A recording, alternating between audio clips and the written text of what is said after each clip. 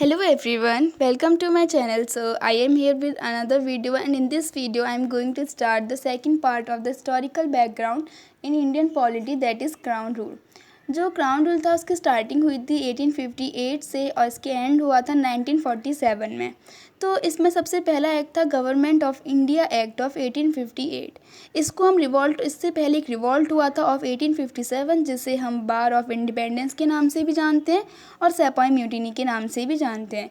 इसमें जो east India company थी उसको कम्प्लीटली एबॉलिश कर दिया गया था और इसकी जो भी पावर्स थी गवर्नमेंट पर, टेरिटरीज़ पर, रेवेन्यूज़ पर, उसको ब्रिटिश क्राउन को ट्रांसफ़र कर दिया गया था। इस एक्ट के कुछ फीचर्स हैं, उसमें से पहला फीचर ये है कि अब से इंडिया को गवर्न करेगा उसकी हर मैजेस्टी। इसने governor general of Bengal India का जो पद था उसको भी चेंज कर दिया था और उसको अब कर दिया था वाइस रॉय ऑफ इंडिया, जो कि डायरेक्ट रिप्रेजेंटेटिव हुआ करते थे इंडिया में ब्रिटिश क्राउन के। लॉर्ड कैनिंग थे, वो first vice Roy of India बने। ये बहुत ही इंपॉर्टेंट नेम है और ये पता होना चाहिए। इसने फीचर्स के इसके कुछ फीचर्स, इसमें ये भी फीचर है कि इसकी डबल गवर्नमेंट जो चल रही थी उसको भी कम्प्लीटली एबॉलिस्ट कर दिया गया। मतलब कि जो बोर्ड ऑफ कंट्रोल और जो कोर्ट ऑफ डायरेक्टर्स थे उनको एकदम से रद्द कर दिया गया और एक न्यू ऑफिस को क्रिएट करा गया जिसे हम बोलते हैं secretary of state for India. ये जो सेक्रेटरी ऑफ स्टेट थे वो ब्रिटिश कैबिनेट का एक मेंबर था और जो कि रेस्पॉन्सिबल था ब्रिटिश पार्लियामेंट पर।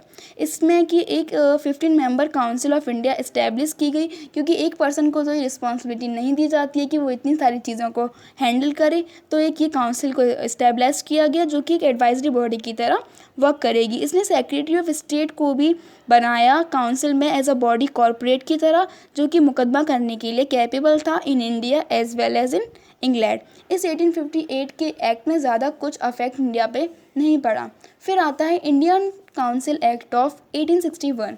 इसमें जब ग्रेट रिवॉल्ट हो चुका था 1857 में, तो जो ब्रिटिश थे उन्होंने ये सोचा कि हम इतना ज़्यादा इंडियंस को परेशान नहीं कर सकते हैं, क्योंकि हमें कहीं ना कहीं तो इनकी ज़रूरत पड़ेगी, तो हमें इनको ज़्यादा परेशान नहीं कर सकते हैं। तो उन्होंने ये सोचा कि हम इन लोगों को लॉ मेकिंग वगैरह में इन्वॉल्वमेंट की थोड़ी सी मदद कर दें कि ये भी चलो ठीक है इन्वॉल्व हो सकते हैं इन चीज़ों में। तो इसके भी कुछ ऐसे ही फीचर्स हैं। उसमें क्या हुआ, सबसे पहला फीचर ये है, इससे एक रिप्रेजेंटेटिव इंस्टीट्यूशन की बिगनिंग हुई। इसमें इंडियंस को लॉ मेकिंग की प्रोसेस में जोड़ा गया। इससे क्या हुआ, एक वाइस रॉय ने एक नॉमिनेट किया कुछ इंडियंस को नॉन ऑफिशियल मेंबर के रूप में। 1862 में लॉर्ड कैनिंग था, वो वाइस रॉय था, उसने नॉमिनेट किया 3 इंडियंस को लेजिस्लेटिव काउंसिल में। आप ध्यान से सुनिएगा, अभी जो हमारी 2 काउंसिल होती हैं, जैसे एक लेजिस्लेटिव होती है और एक एग्जीक्यूटिव, तो अभी जो इंडियंस हमारे चूज़ हो रहे थे एज अ नॉन ऑफिशियल की तरह से, वो अभी लेजिस्लेटिव काउंसिल में चूज़ हो रहे थे। अब उसमें कौन से 3 इंडियंस को चूज़ किया गया, Raja of Banaras, Maharaja of Patiala and Sir Dinkar Rao. ये एक अच्छा कदम लगा, लेकिन फिर नहीं भी था, क्योंकि इसमें जो भी अपॉइंट किया गया वो सारे एक तरीके से चमचे ही थे ब्रिटिशर्स के। मतलब वही लोग थे जो बड़े बड़े पद पे थे और उनके काफ़ी अच्छे संबंध से, तो ज़्यादा इन लोगों ने भी कोई आवाज़ वगैरह नहीं उठाई गलत के ऊपर। तो फिर इससे क्या हुआ, जो डिसेंट्रलाइजेशन की जो प्रोसेस थी उसको वापस से लेजिस्लेटिव पावर्स थी जो बॉम्बे और मद्रास प्रेसिडेंसीज की, उनको थोड़ी सी पावर्स वापस करी गई। इसने सेंट्रलाइजिंग टेंडेंसी को स्टार्ट करा, और ये जो जैसे कि जो वो सेंट्रलाइज टेंडेंसी को जो कि रेगुलेटिंग एक्ट ऑफ 1773 के अंडर में स्टार्ट हुआ था, और ये अपनी चरम सीमा, क्लाइमेक्स मीन्स होता है चरम सीमा पर पहुंच चुका था under the charter act of 1833। फिर इसने क्या किया, एक न्यू लेजिस्लेटिव काउंसिल का इस्टेब्लिशमेंट किया बंगाल के लिए एंड नॉर्थ वेस्टर्न प्रोविंसेस के लिए एंड पंजाब के लिए, जो कि 1862, 1886, 1897 में इस्टेब्लिश कर दिया गया। इसने वाइस रॉय की पावर को भी एम्पावर्ड किया। उसने कहा कि आप इसको रूल्स और रेगुलेशंस को यहाँ पे बना सकते हैं, और इसने एक पोर्टफोलियो का भी रिकॉग्निशन किया। पोर्टफोलियो में क्या हुआ कि इसने अपनी ही मेंबर्स को एक डिपार्टमेंट दे दिया था, और उन्होंने ये कहा कि आप on the behalf of the council, आप उस मैटर की उस डिपार्टमेंट में अगर कोई भी मैटर आता है तो वहाँ पे डिसीज़न ले सकते हैं, और अपना जो डिसीज़न आप जो चाहते हैं उसको भी अपना पद रख सकते हैं। तो ये यहाँ पे पावर दे दी गई थी। और इसे यहाँ पे इसने वाइस रॉय की पावर को और एम्पावर्ड कर दिया गया कि उन्हें ऑर्डिनेंसेस पे इश्यूज़ करके, मतलब कोई भी नियम वो लागू कर सकते हैं लेजिस्लेटिव काउंसिल के बिना डिस्कशन करे भी, वो कोई इमरजेंसी में कोई भी नियम लागू कर सकते हैं। फिर आता है हमारा इंडियन काउंसिल एक्ट ऑफ 1892। इसके भी कुछ फीचर्स थे। इसने नंबर ऑफ एडिशनल मेंबर मतलब नॉन ऑफिशियल्स मेंबर को सेंट्रल और प्रोविंशियल लेजिस्लेटिव काउंसिल में इंक्रीज़ किया, लेकिन मतलब कोई फ़ायदा नहीं हो रहा था इस चीज़ से, क्योंकि वो जो भी अपॉइंट कर रहे थे सब अपने फ़ायदे वाले ही कर रहे थे, जिनसे जान पहचान थी उनको ही अपॉइंट कर रहे थे।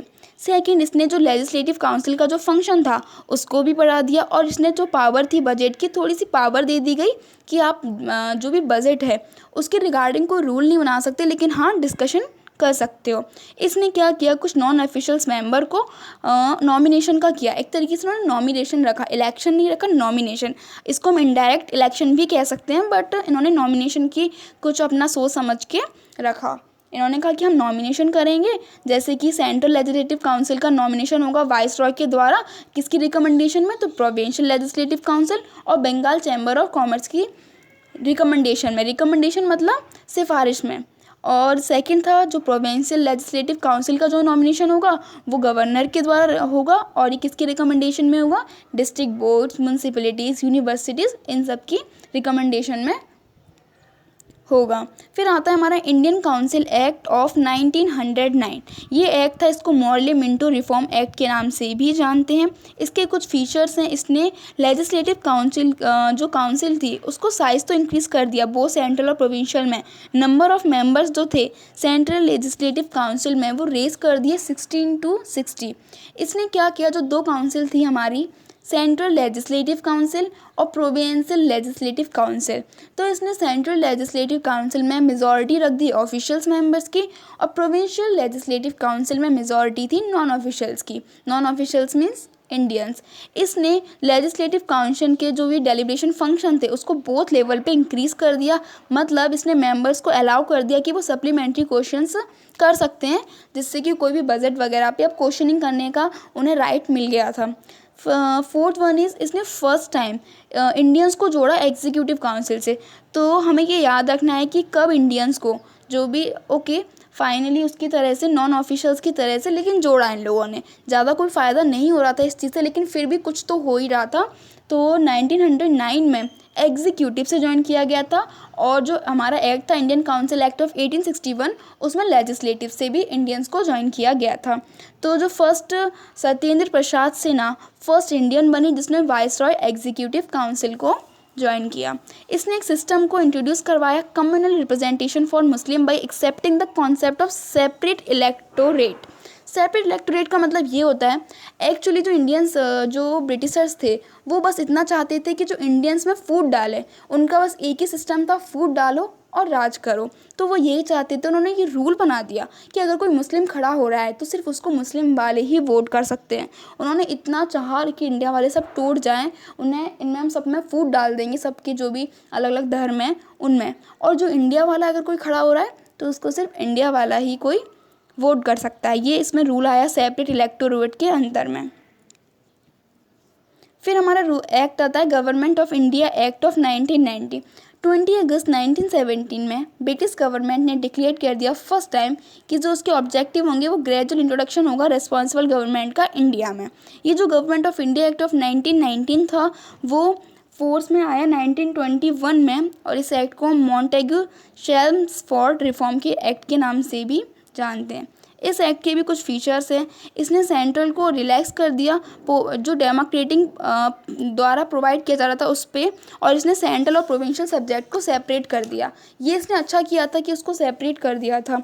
सेंट्रल और प्रोविंशियल लेजिस्लेटर थे, उन्हें ऑथोराइज कर दिया गया था कि अब वो अपने रिस्पेक्टिव लिस्ट में, ऐसा नहीं हर किसी में, अपने रेस्पेक्टिव लिस्ट में लॉस को बना सकते हैं। इन्होंने क्या किया, जो प्रोविंशियल सब्जेक्ट्स थे उसको दो पार्ट्स में डिवाइड किया, एक ट्रांसफर्ड और दूसरा रिजर्व। जो ट्रांसफर सब्जेक्ट थे उसको गवर्नर के द्वारा एडमिनिस्ट्रेट किया जा रहा था वो, और इसमें जो कहा इन्होंने ये कहा कि इसमें लेजिस्लेटिव काउंसिल के जो मेंबर्स हैं जो कि हमारे इंडियंस थे वो रिस्पॉन्सिबल हैं, मतलब वो अपना क्वेश्चनिंग वगैरह कर सकते हैं। अगर मैं थोड़े सिंपल वर्ड्स में कहूँ कि जो रिजर्व सब्जेक्ट थे उसमें तानाशाही चलेगी और ट्रांसफर्ड में नहीं चलेगी। मतलब जो ट्रांसफ़र थी उसमें तो इन्होंने कह दिया कि हाँ लेजिस्लेटिव वाले रिस्पॉन्सिबल हैं, लेकिन उसमें इन्होंने सब्जेक्ट बहुत ही डाउन सब्जेक्ट रखे। लेकिन जो रिजर्व सब्जेक्ट थे उन्होंने उसमें क्या किया, इसमें भी गवर्नर जो गवर्नर था वही एडमिनिस्ट्रेट कर रहा था, लेकिन उन्होंने इसमें ये कह दिया कि लेजिस्लेटिव काउंसिल का इसमें कोई सपोर्ट नहीं होगा। मतलब जिसमें अच्छे सब्जेक्ट थे उसमें इन्होंने इंडियंस को मना कर दिया गया कम्प्लीटली। फिर यहाँ पे एक चीज़ का स्कीम आई जिसे हमने बोला डायरची। ये डायरची जो वर्ड है वो ग्रीक वर्ड से आया है डाई आर के, जिसका मतलब है डबल रूल। ये एक्सपेरिमेंट ज़्यादा कुछ सक्सेसफुल नहीं हुआ था, लेकिन फिर भी इसका थोड़ा सा यहाँ पे बात की गई है। फिर यहाँ पे एक आया by cameralism. First time by cameralism को इस एक्ट के अंदर इंट्रोड्यूस किया गया, जिसमें कि कंट्री में क्या होगा, डायरेक्ट इलेक्शन होगा, जिससे इंडियन लेजिस्लेटिव काउंसिल को रिप्लेस कर दिया गया बाई कैमरल लेजिस्लेटर के द्वारा, जिसमें एक अपर हाउस था जिसे हम बोलते हैं काउंसिल ऑफ स्टेट, और एक लोअर हाउस था जिसे हम बोलेंगे लेजिस्लेटिव असेंबली। जो मेजॉरिटी ऑफ मेंबर्स थे बोथ हाउसेस के वो डायरेक्ट इलेक्शन के द्वारा चूज़ किए जाएंगे। इसमें 3 of 6 मेंबर्स, मतलब 6 मेंबर्स में से जो 3 मेंबर्स होंगे वो इंडियंस होंगे। इसने कम्युनल रिप्रेजेंटेशन को भी एक्सटेंड किया। Separate electorate for 6 Indian Christians, Anglo Indians और यूरोपियन। पहले इन्होंने सिर्फ मुस्लिम को सेपरेट किया था, अब इन्होंने सिख हो चाहे क्रिश्चियन हो सबको सेपरेट कर दिया कि अगर आपका कोई खड़ा होगा तो आप उन्हें ही वोट कर सकते हैं, अगर हिंदू का कोई खड़ा है तो हिंदू वाला ही हिंदू को वोट कर सकता है। इसलिए इनका मोटिव सिर्फ इतना ही था कि बस हमें फूट डालनी है इनके राज्य में। इसने क्या किया, जो प्रॉपर्टी की बेसिस पे कुछ लिमिटेड नंबर्स पे ऑफ पीपल को रखा। इसने एक न्यू ऑफिस को क्रिएट किया हाई कमिश्नर का इंडिया में, इंडिया के लिए किया लंदन में, और इसने वहाँ पे ट्रांसफ़र कर दिया। कुछ भी फंक्शन थे वो वहीं से परफॉर्म्ड होते थे। इसने क्या किया, एक पब्लिक सर्विस कमीशन का इस्टेब्लिशमेंट हुआ और एक सेंट्रल पब्लिक सर्विस कमीशन को 1926 में रिक्रिएटिंग के लिए सेटअप किया गया। इसने फर्स्ट टाइम प्रोविंशियल बजट को सेंट्रल बजट से सेपरेट कर दिया और प्रोविंशियल लेजिस्लेटर को उनके बजट को इनेक्ट मतलब देखने के लिए ऑथराइज्ड कर दिया। इसने एक अपॉइंटमेंट ऑफ स्टैट्यूटरी कमीशन को भी प्रोवाइड किया, जिससे कि वो किसी भी मतलब इन्होंने ये कहा कि अब 10 ईयर्स बाद एक कमीशन आएगा और उस कमीशन में हम देखेंगे कि जो 1919 इस एक्ट में जो भी वर्क हुए हैं वो किस तरीके से हुए हैं, अच्छे से हुए हैं, बुरे तरीके से हुए हैं। 10 ईयर्स बाद इसको देखा जाएगा। लेकिन जो 10 ईयर्स बाद होने वाला था वो उससे 2 साल बाद मतलब 2 साल पहले ही हो गया, मतलब 8 ईयर्स में। ये सब चीज़ें आएंगी सिमोन कमीशन के अंडर में। नवंबर 1927 में 2 ईयर्स बिफोर द शेड्यूल, जो शेड्यूल बना था उससे 2 साल पहले ही ब्रिटिश गवर्नमेंट में ये अनाउंस कर दिया कि अपॉइंटमेंट किया 7 मेंबर का स्टैट्यूटरी कमीशंस में चेयरमैनशिप ऑफ सर जॉन्स जो सिमोन थे उनके अंडर में। और इसमें क्या हुआ, जब इन्होंने क्या किया, जो इसमें जो सिमोन कमीशन था इसमें जो सारे मेंबर्स थे वो इंडियन थे। तो क्या किया कि जो सारे मेंबर्स थे इस कमीशन में ब्रिटिशर्स थे, तो सारी जो पार्टीज़ थी उन्होंने कमीशंस को बॉयकॉट कर दिया। उन्होंने कहा ऐसे नहीं चल पाएगा, जिससे क्या हुआ, जो डाईआरची थी जो मतलब डबल गवर्नमेंट थी वो पूरी तरीके से यहाँ पे एबॉलिश्ड हो गई। और यहाँ पे एक कमीशन का प्रपोजल को कंसिडर करने के लिए ब्रिटिश गवर्नमेंट ने 3 राउंड टेबल कॉन्फ्रेंस को भी गवर्न किया, representative of the British government के लिए और ब्रिटिश और इंडियन प्रिंसली स्टेट्स के लिए। यहाँ पे 3 डिस्कशन के बेसिस पे white paper on constitution reform को भी प्रिपेयर किया गया और इसे जॉइंट सेलेक्ट कमेटी को ब्रिटिश पार्लियामेंट के वहाँ पे सेलेक्ट किया गया। अब आता है हमारा कम्युनल अवार्ड। 1932 अगस्त में Ramsay McDonald British prime minister ने ये स्कीम को रिप्रेजेंट किया, इसका अनाउंसमेंट किया, जिसे हमने बोला कम्युनल अवार्ड। ये अवार्ड था वो सिर्फ मतलब ये एक्चुअली अवार्ड इसलिए था कि जैसे ब्रिटिशर्स थे उन्होंने हिंदू को सेपरेट कर दिया, मुस्लिम को सेपरेट कर दिया, क्रिश्चियंस को सेपरेट कर दिया, तो इन्होंने ये चीज़ सोची कि हमें जो शेड्यूल्ड कास्ट है मतलब जो SC वाले हैं उन्हें भी सेपरेट करना चाहिए। मतलब जो हिंदू हैं अब हिंदुओं में भी सेपरेशन करो कि ये वाले कास्ट वाले जो नीचे कास्ट वाले उन्हें सेपरेट करो। मतलब ये पूरी तरीके से फूट डालना चाहते थे। लेकिन जब गांधी जी को पता चला कि इन्होंने सब तो सेपरेट कर ही दिया है, अब ये जो हिंदू हैं उनमें भी सेपरेशन चाहते हैं, तो उन्होंने ये कहा कि ऐसा हम नहीं होने देंगे। फिर एक पूना पैक्ट आया जिसके थ्रू यहाँ पे ये नहीं हो पाया, मतलब जो ब्रिटिशर्स थे वो यहाँ पर सक्सेसफुल नहीं हो पाए। फिर हमारा एक्ट आया government of India act of 1935। ये एक्ट सबसे ज़्यादा लंबा था, डिटेल डॉक्यूमेंट थी इसमें। इसे सबसे ज़्यादा लेंथी क्यों कहा गया है, क्योंकि इसमें 321 सेक्शंस थे एंड 10 शेड्यूल्स थे। इस एक्ट के भी कुछ फीचर्स थे। इसने ऑल इंडिया फेडरेशन को स्टेबलाइजमेंट किया, जिसमें कि प्रोविंसेस और प्रिंसली स्टेट्स को यूनाइट करने की बात करी गई। और ये एक्ट ने क्या किया, जो पावर थी उसे सेंट्रल और उसके यूनिट्स के 3 लिस्ट में डिवाइड कर दिया, एक फेडरल लिस्ट, एक प्रोविंशियल लिस्ट और एक कॉन्करेंट लिस्ट। ये थोड़ा सा एक स्टेप था जिससे कि इंडिया को यूनाइट करा जा सके। लेकिन जो प्रिंसली स्टेट्स थे, मतलब जिनका ऑलरेडी राज चल रहा था, उन्होंने ये सोचा कि अगर हम जाएंगे और इसमें मिलेंगे, एक यूनिटी क्रिएट करेंगे, तो हमारा जो राज्य है वो तो ख़त्म हो जाएगा। तो इन्होंने एक्चुअली क्या हुआ, ये अच्छा स्टेप था, बट ये स्टेप सक्सेसफुल हुआ ही नहीं, क्योंकि जो प्रिंसली स्टेट्स थे उन्होंने इसको ज्वाइन किया ही नहीं। इसलिए इन्होंने यहाँ पे जो प्रोविंसेस थी इसको सबको एबॉलिश कर दिया गया और एक प्रोविंशियल ऑटोनॉमी को यहाँ पे टोटली इंट्रोड्यूस करवाया गया। अब जो प्रोविंसेस थे उनको अलाउ कर दिया गया कि वो ऑटोनॉमस यूनिट ऑफ एडमिनिस्ट्रेशन की तरह से ऐड कर सकते हैं उनके अपने स्फीयर में, अपने एरिया में वो ऐसा कर सकते हैं। इससे क्या हुआ, जो एक एडॉप्शन था डायरची का सेंटर पे, वो प्रोवाइड किया गया। कॉन्सिक्वेंटली जो फेडरल सब्जेक्ट्स थे उनको रिजर्व और ट्रांसफर सब्जेक्ट में डिवाइड कर दिया गया। हालांकि जो ये प्रोविज़न था वो ज़्यादा ऑपरेशन में नहीं आया, मतलब ज़्यादा सक्सेसफुल ये भी नहीं हुआ। फिर यहाँ पे दोबारा से बाईकैमरलिज्म को इंट्रोड्यूस किया गया। उसमें से जो 11 में से 6 में थे उसमें बाईकैमरलिज्म को इंट्रोड्यूस किया गया। तो जो भी लेजिस्लेचर्स ऑफ थे, बंगाल के, बॉम्बे के, मद्रास के, बिहार के, असम के, यूनाइटेड प्रोविंस, उनमें बाईकैमरल को लाया गया, जिसमें एक लेजिस्लेटिव काउंसिल थी, मतलब एक अपर हाउस था, और एक लेजिस्लेटिव असेंबली थी जिसे हम लोअर हाउस कह रहे थे। इसने क्या किया, जो कम्युनल रिप्रेजेंटेशन था उसकी प्रिंसिपल को एक्सटेंड किया, सेपरेट इलेक्टोरेट्स को फिर से लाके। जब एक बार इस बात को कैंसिल कर दिया गया गांधी जी के द्वारा, गांधी जी ने अपने बल पर इस बात को कैंसिल करवाया कि नहीं, हम हिंदुओं में भी सेपरेशन नहीं होने देंगे। लेकिन फिर भी इन लोगों को बस था कि फूट डालो, तो इन लोगों ने फिर भी यहाँ पर सेपरेशन करवा दिया गया। यहाँ तक कि जो इलेक्शंस हुआ करते थे उनमें ये तक अलाउ नहीं था कि वुमेन्स तक को इतना अलाउ नहीं था कि वो जाके वोट कर सकते हैं। तो इतना सब कुछ इन लोगों ने बहुत गड़बड़ सब कुछ कर रखा था उस टाइम पे। इससे क्या हो, जो इंडिया की काउंसिल थी उसको एबॉलिश कर दिया गया और एक गवर्नमेंट ऑफ इंडिया एक्ट 1858 में इस्टेब्लिशमेंट हुआ। जो सेक्रेटरी थे स्टेट ऑफ इंडिया के, उनको एक टीम ऑफ एडवाइज़र प्रोवाइड करी गई। इसने फ्रेंचाइज को एक्सटेंड किया और 10% of the total population, only 10% vote कर सकते थे। सोच के देखिए, 100% में से 10% से पॉपुलेशन वोट कर सकती थी। इससे क्या हुआ, एक रिजर्व बैंक ऑफ इंडिया का इस्टेब्लिशमेंट हुआ, जिससे कि जो करेंसी और जो भी कंट्री के जो क्रेडिट्स हैं उनको कंट्रोल कर सके। इससे एक सिर्फ फेडरल पब्लिक सर्विस कमीशन का नहीं, बल्कि एक प्रोविंशियल पब्लिक सर्विस कमीशन का भी इस्टेब्लिशमेंट हुआ और एक जॉइंट पब्लिक सर्विस कमीशन का भी हुआ। इसने फिर से एक फेडरल कोड को भी इस्टेब्लाइज किया, जो कि 1937 में सेटअप हुआ था। अब आता है हमारा लास्ट एक्ट, इसका इंडियन इंडिपेंडेंस एक्ट ऑफ 1947। इस टाइम पे जो भी कुछ होना था, जो भी गांधी जी लोगों को, सब लोगों को मिलके करना था, वो लोग कर चुके थे, और जो ब्रिटिशर्स थे वो पूरी तरीके से हार मान चुके थे। तो उन्हें 20 फरवरी 1947 को जो ब्रिटिश प्राइम मिनिस्टर क्लेमेंट एटली थे, उन्होंने डिक्लेयर किया जो भी इंडिया में ब्रिटिश रूल चल रहा था वो जून 30 को 1948 में एंड कर दिया जाएगा। और अगर ये इंडिया वालों के हाथ में है, वो इससे पहले भी कर सकते हैं, तो कर सकते हैं।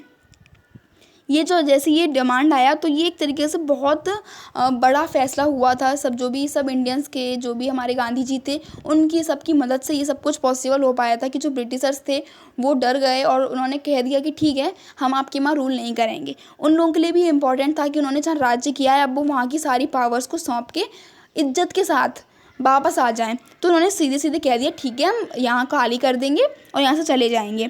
लेकिन उससे पहले क्या हुआ कि यहाँ पे डिसीज़न ऐसा होने लगा कि नहीं, हमें सेपरेशन चाहिए, आप इंडिया में भी सेपरेशन करो, पाकिस्तान अलग करो, इंडिया को अलग करो, ऐसी बातें चलने लगी। तो 3 जून 1947 में ब्रिटिश गवर्नमेंट ने क्लियर कर दिया कि कॉन्स्टिट्यूशन है वो कॉन्स्टिट्यूशनल असेंबली ऑफ इंडिया में, तो जो कुछ पार्ट्स हैं वहाँ पे वो लोग उसको अलाउ कर सकते हैं। ये जो रूल्स थे वो मतलब बहुत बुरी तरीके से हार मान चुके थे ब्रिटिशर्स, तो उन्होंने कह दिया कि जो लोग चाहें वो अपनी इच्छा से, अपनी विल के द्वारा उसको कर सकते हैं, रूल को मान सकते हैं, और जो नहीं चाहते हैं वो नहीं मान सकते हैं। सेम डे 3 जून को लॉर्ड माउंटबेटन ने वाइसरॉय थे इंडिया के, उन्होंने पार्टीशन की बात को रखा और उन्होंने कहा कि ठीक है, अगर पार्टीशन करना है तो ठीक है, हम जो इंडिपेंडेंस एक्ट 1947 का, उसके अंडर में ये पार्टीशन हो जाएगा। फिर इस एक्ट के भी कुछ फीचर्स थे। इसने जो इंडिया में ब्रिटिश रूल था उसको ख़त्म कर दिया और इंडिया को एज ए इंडिपेंडेंट डिक्लेयर कर दिया गया कि अब ये एक आज़ाद देश है, यहाँ पे अब किसी की मनमर्जी नहीं चलेगी। और इसने टू इंडिपेंडेंट डोमिनियंस का, इंडिया का, पाकिस्तान का, प्रोवाइड किया कि पार्टीशन हो सकता है, पार्टीशन चाहिए तो आप कर सकते हैं। इसने वाइसरॉय को भी एबॉलिश कर दिया गया पूरी तरीके से। और जो गवर्नर जनरल थे जिनको अपॉइंट किया गया था ब्रिटिश किंग के द्वारा डोमिनियन कैबिनेट की एडवाइस पर, उन्हें भी एबॉलिश कर दिया गया। उनकी जो मैजेस्टी गवर्नमेंट थी ब्रिटेन की, उनकी अब कोई रिस्पॉन्सिबिलिटी नहीं थी इंडिया के गवर्नमेंट या पाकिस्तान पे। मतलब अब इंडिया वाले चाहें तो कर सकते हैं अपना पार्टीशन, इंडिया और वो लोग मिलके अपना पार्टीशन हिंदू मुस्लिम अलग हो सकते हैं, क्योंकि उस टाइम इतना गंदा माहौल चल रहा था, यहाँ पे बहुत मार काट चल रहा था। तो उस टाइम ये बहुत डिसीजन, मतलब अगर नहीं भी चाहें कि मतलब पार्टीशन ना हो तो भी नहीं रुक सकता था, क्योंकि इतना ज़्यादा यहाँ पे बहुत गलत काम हो रहे थे। इसलिए इसने कॉन्स्टिट्यूएंट असेंबली की पावर को बढ़ा दिया। और यहाँ पे उन्होंने ये बोल दिया था ब्रिटिश गवर्नमेंट में कि जो इंडिपेंडेंस एक्ट है उसके अंडर में जो आप सेपरेशन कर रहे हैं, आप चाहिए तो सेपरेशन करिए, वरना मत करिए, आप लोग एक हो जाइए। लेकिन उस टाइम पे ये पॉसिबल नहीं था, तो यहाँ पे सेपरेशन हुआ। और फिर इसमें और भी बहुत सारी बातें थी, जैसे कि secretary state of India abolish कर दिया गया और फ्रीडम मिल गई पूरी इंडियन प्रिंसली को। लेकिन इंडियन प्रिंसली को एक और एडवांटेज मिला, उन्होंने ये बोला कि आप जो भी प्रिंसली स्टेट्स थे, या तो आप इंडिया को ज्वाइन करिए, या तो पाकिस्तान को ज्वाइन करिए, या फिर आप इंडिपेंडेंट रहिए। ये बात हैदराबाद में हुई थी कि ना हैदराबाद इंडिया में जाना चाहता था और ना वो पाकिस्तान में जा नहीं सकता था, तो वो एक इंडिपेंडेंट स्टेट बनना चाहता था। उसके लिए कुछ बहुत सारी चीज़ें हुई थी जो हम आगे स्टडी करेंगे। इसमें ब्रिटिश मोनार्च थी, उसका भी बहुत एबॉलिश्ड हो गया था। और गवर्नर जनरल ऑफ इंडिया, उसको डिज़ाइन किया गया था प्रोविंशियल गवर्नर्स को कॉन्स्टिट्यूशनल हेड पे स्टेट्स के, वहाँ पे डिज़ाइन किया गया था। और यही सब चीज़ें थी। जो title of emperor of India थे उसको ड्रॉप हो गया था, मतलब पूरा ब्रिटिश रूल ख़त्म हो चुका था, इंडिया एक इंडिपेंडेंट स्टेट बन चुका था। फिर यहाँ सेपरेशन भी हुआ, और सेपरेशन होने के बाद भी बहुत सारी चीज़ें हुई, जैसे कि कुछ लोग नहीं चाहते थे, ना ही इंडिया चाहते थे, ना ही पाकिस्तान, तो वो इंडिपेंडेंट भी रह सकते थे, बट बहुत सारी फॉर्मेलिटीज़ के बेसिस पे। तो ये हुआ था सब। 14-15 अगस्त की जो मिडनाइट थी, ब्रिटिश रूल मतलब बिल्कुल ख़त्म हो चुका था। जो पावर्स थी वो दो नो इंडिपेंडेंट के थ्रू ट्रांसफ़र कर दी गई थी इंडिया और पाकिस्तान में। और जो लॉर्ड माउंटबेटन थे वो फर्स्ट गवर्नर बने थे general new dominion of India के। और उन्होंने जो भी हमारे ये